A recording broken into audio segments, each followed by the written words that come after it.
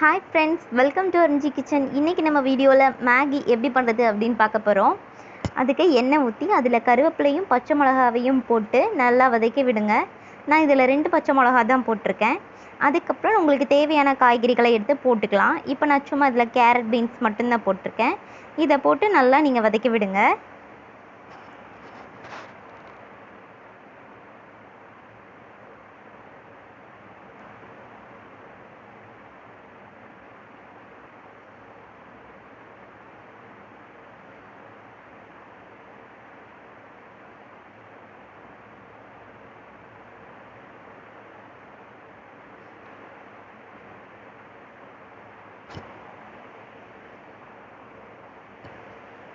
காய் நல்லா வதங்கிடுச்சு. இப்போ இதில் நம்ம தண்ணி ஊற்றணும். இப்போ நான் 3 பேக்கெட் நூடுல்ஸ்க்கு 4.5 டம்ளர் தண்ணி ஊற்றுறேன்.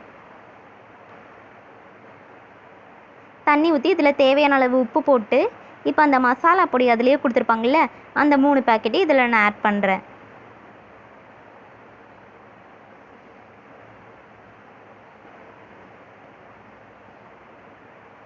இப்போ இந்த ஒரு கிண்டி கிண்டி விட்டு நல்லா மசாலா கொதிக்கிற வரைக்கும் விடுங்க.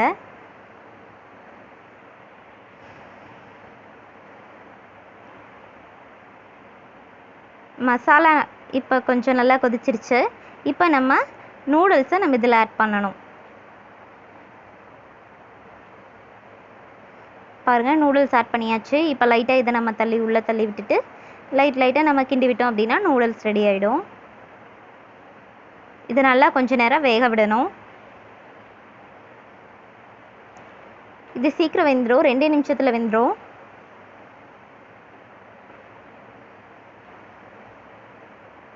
அப்பப்போ நீங்கள் கிளறி விட்டுக்குங்க.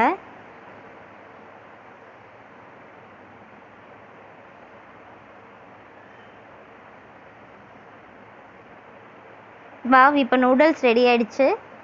நீங்களும் வீட்டில் ட்ரை பண்ணி பாருங்கள் ஃப்ரெண்ட்ஸ். சப்ஸ்கிரைப் பண்ணாதவங்க சப்ஸ்கிரைப் பண்ணிக்கிங்க. அப்படியே பெல் ஐக்கானையும் ப்ரெஸ் பண்ணிக்கிங்க. அப்போ தான் உங்களுக்கு நோட்டிஃபிகேஷன் வந்துக்கிட்டே இருக்கும். Thank you friends.